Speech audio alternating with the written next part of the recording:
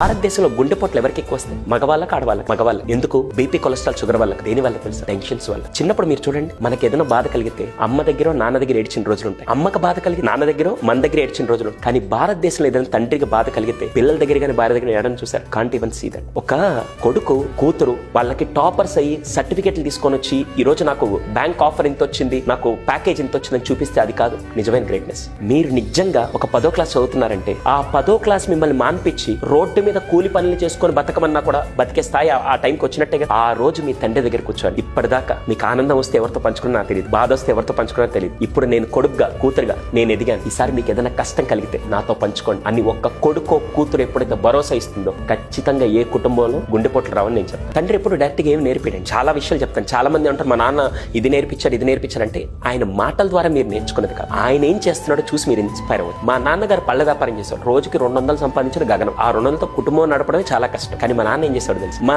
Bus stop దగ్గర బండి పెట్టుకుంటారు, ఎవరైనా ఒక పూట తినకుండా వాళ్ళు అక్కడ నిలబడి రా భోజనం చేసి వెళ్దు, ఎట్టెళ్తా ఊరికే అని చెప్పి దారిని పోయి ఎవరైనా సరే, లేదా ఒక ఆప్తుడు అన్నం పెట్టి పంపించాలి, శత్రువు వచ్చిన అన్నం పెట్టి పంపించాలని నాకు నేర్పించిన క్వాలిటీ ఎక్కడి నుంచి అంటే మా నాన్నగారు. ఆయన నాకు డైరెక్ట్ గా చెప్పాలి, కానీ ఆయన బెస్ట్ క్వాలిటీ నేను అబ్జర్వ్ చేశాను. కానీ ఈ రోజుల్లో చాలా దౌర్భాగ్యం, మా నాన్నగారు నాకేం ఆస్తి ఇవ్వలేదండి. నాన్నని టేక్ ఇట్ ఫర్ గ్రాంటెడ్. నాన్న ఏదైనా వస్తువు అడిగితే కొనియడానికో, నాన్న ఏదన్నా కావాలంటే అవసరం తీర్చడానికి మెషిన్ లాగా